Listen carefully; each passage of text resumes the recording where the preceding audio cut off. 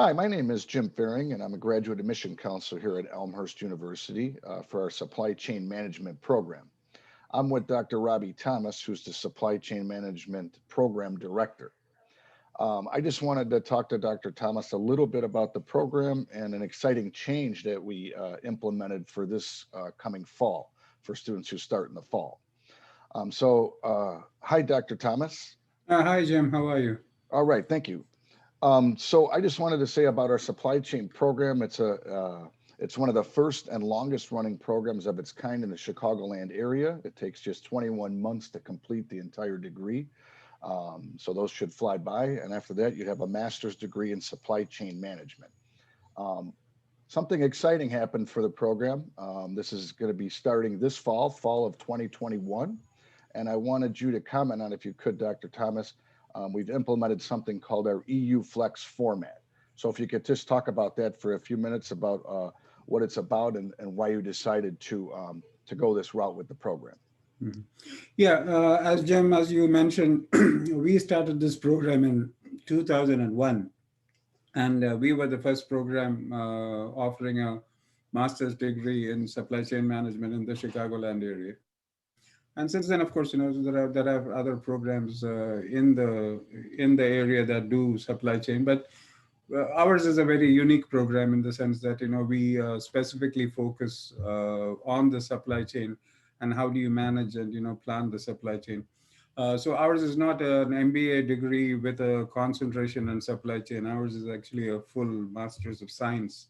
It's a STEM discipline supply chain program that we have. So all along these 20 years that we've been in existence, we have always offered this as an on-campus only program where students come to campus one night a week from 6 to 10:30 and basically attend classes to do this. Now, one of the few things that are good about the pandemic is we were able to test online, offering this online also. And so the last 15 months or so, that's what we've been doing. There are no on-campus classes. We've had all our classes, pretty much the whole program has been offered using, technology and online platforms. So one of the things, of course, we did was, of course, improve the technology a lot. And just to give you a little background, the talk about offering this also online has been in the books for a while. And one of the issues that I always had was, that, the technology has to be good enough where the experienced students have attending the program, if they are online, should be as close as possible to attending it on the ground on campus. And that is something that I think we have accomplished over the during this last year in terms of the technology available. It's not just the college not spending on the technology; it's the availability of technology from the industry, the online learning industry. So one of the things that definitely that we saw here was the student experience wasn't really degraded by offering it online. The assignments were excellent. The assignments we get back, the rigor was excellent. And we also learned along the way as to how to, best offer it. Now, it's not going to be, it's that personal touch, the interaction, that doesn't happen the face to face. But in terms of delivering the content and making sure that students get what they need to get out of the program, I think we've done it very successfully. And that is basically one of the impetus that brought this around, that we suddenly realized, actually we can do this both online and on campus. And that's where our EU Flex, Elmhurst University Flex platform comes into play. The EU Flex itself, it gives students a lot more flexibility in terms of how they learn. You can come to campus, though, I mean, these classes will be offered on campus, and you basically can come to class on campus and attend the program. At the same time, if you decide that on a certain day or pretty much the whole program that you would actually prefer to attend it online, then what we do is basically stream what's happening in the classroom to you, where you can basically decide, which way you want to go. So this not only adds a lot of flexibility for students who want to do it on ground. There might be a certain day that you have work and you need to be late. So basically, these classes are streamed and recorded. So you basically have access to that. So it gives students who are on campus the flexibility of certain days coming, certain days not coming. At the same time, it also gives us a access to a wider market of students, where there might be somebody who's in Georgia, or in India, where they want to attend the program, but the class will be streamed live to them, and the recording is also going to be available if you can't make it at the live to the live class. So, bottom line is this: we feel very comfortable that this is a program that we can offer with the technology available right now, in a very flexible format. Both, you can be on campus, and at the same time, the same class is being streamed online, so you can attend it. And of course, there is always the recordings of these classes that will be available to students who attend the program. Yeah, thank you for that, Dr. Thomas. And I know just from talking with students, this EU Flex format is very popular. And I was Mhm. excited that the supply chain program heard that you went to this EU Flex format because, like you said, it's very, very flexible for students' schedules. I know a lot of times graduate students are juggling work and It family is, yeah. life and such. Mhm. And so, like you said, so the EU Flex format allows students to attend class on campus. If you like, you can attend the entire program on campus or online. Or the nice thing about it is you can switch back and forth, like you mentioned. So if you're attending classes on campus and one particular week maybe you're busy with a family obligation or you're traveling for work or you just can't make it that particular week, you can plug in real time and watch the class live. Or if you can't make it in real time, like you mentioned, the class is recorded, and so you can watch it anytime throughout that week. So the flexibility is amazing, and I really personally love the EU Flex format. And thank you for telling us a bit about it. You're welcome. Yeah. One other thing I wanted to ask you.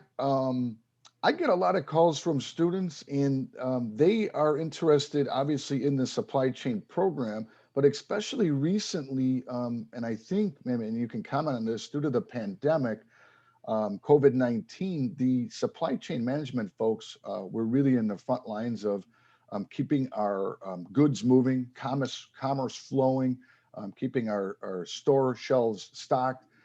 So very important professional people there in supply chain. What can you just comment a little bit about going forward, how advantageous and beneficial this degree will be to somebody, especially after what our country's experienced? Yeah, Jim, supply chain management in companies, most progressive companies for the last 20 or 30 years, they have looked at supply chain management as a strategic initiative. It's just that, what COVID did was, starting with the run on toilet paper at the initial stages of it, all through now we are talking about the shots coming, the supply chain of the COVID shots, the vaccination coming through. What's happened here is this: it's not as if supply chain was not of strategic importance. Most big companies like the Amazons or the Dells, or the HPs and things like that, they've had fantastic supply chains and people trained in supply chains for years now. It's just that now it's much more widespread. It's also in the layman's lexicon now, in terms of what people talk about supply chains. So it's not as if 10 years back, if you to open the Wall Street Journal, there was always mentions about supply chain, but it was not common language. Right now, my son, who's an architect and a theater major, he knows about supply chains, not because I told him anything, but he's reading about the things moving, goods moving, shortages, problems in the supply chain. So what has happened, I think, is there is a lot more awareness of what supply chain is right now.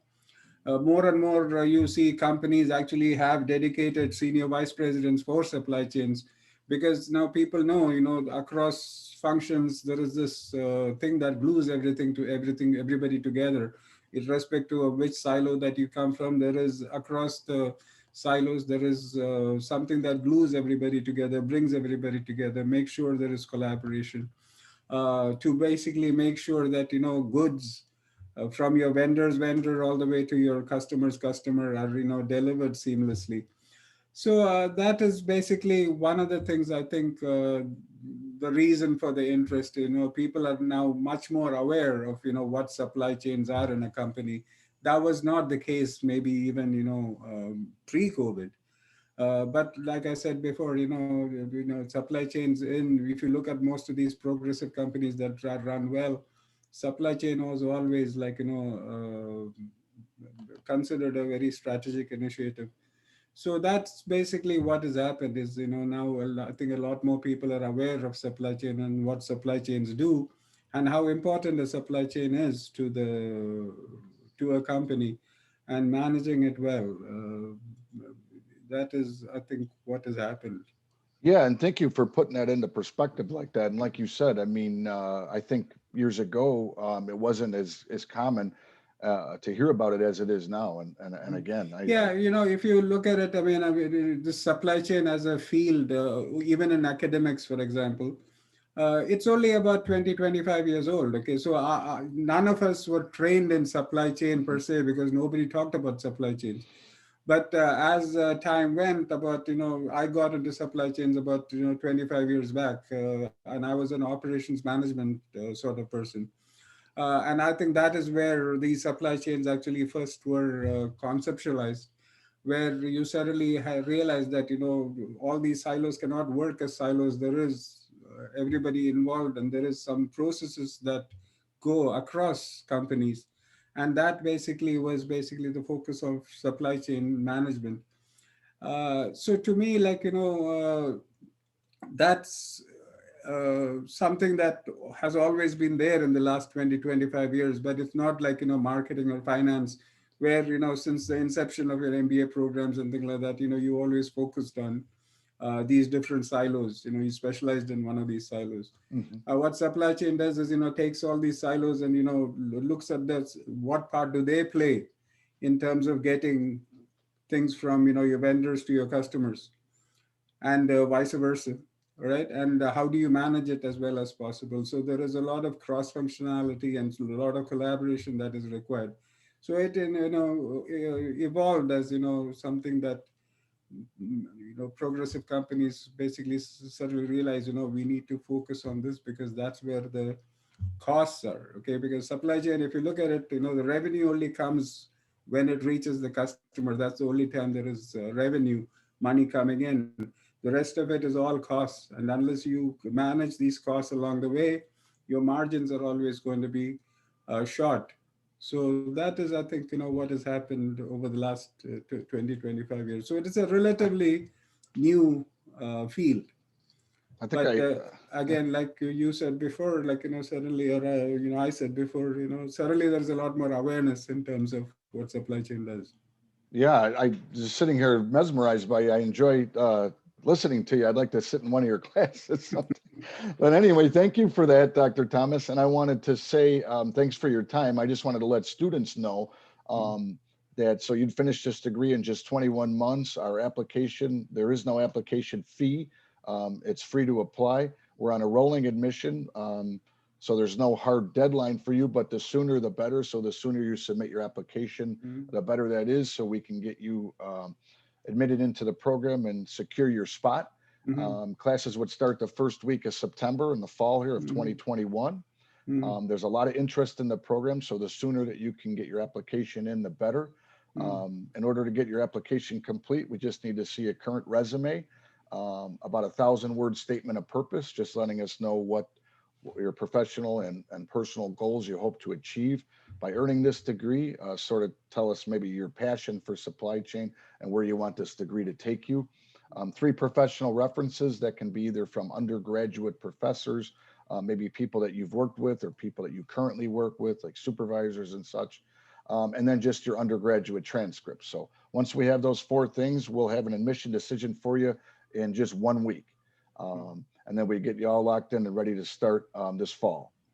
Yeah, So, one thing I wanted to add, Jim, was right now the jobs in supply chain is booming. There is a yeah, big shortage of people that we need working in supply chains. In fact, right now I have on my desk three different companies that have contacted me asking for the graduate students from the graduate program if they are willing to apply for jobs that they have open. Also undergraduates. So once I get off with you right now, that is what the rest of my day looks like, is basically putting these together and making sure the classes that I teach, students know about these. And I'm trying to gather some people who are interested in these different companies that I have three of them right now on my desk right now. So wow. it is an area that is burgeoning. It is an area that we need people. And obviously, like we need people who are really well trained cross functionally Mhm. to basically run these things. And that is something that people need to take into consideration also. You don't want to spend 21 months. There should be some results at the end of it. Right. And we have a very strong supply chain network, 350 alumni. A lot of them are now, in high level positions, senior VPs, who are looking for people. And the first place they come to is basically Elmhurst College, because, they know what students get out of this program. Yeah, and thank you for that. Mm. So, thank you for your time, Dr. Thomas. If any of you guys have any questions for me or Dr. Thomas, you can reach out to me, and I can get you in contact with him or anyone else that you need on campus. So my phone number would be 630-617-6478, or you can reach me by email at james.fairing, that's F like Frank, EHRING, at elmhurst.edu. Reach out to me, get your application submitted. I'll help you through the admission process. And that's all for now. So everybody have a nice day. Thanks, Dr. Thomas. Thank you, Jim.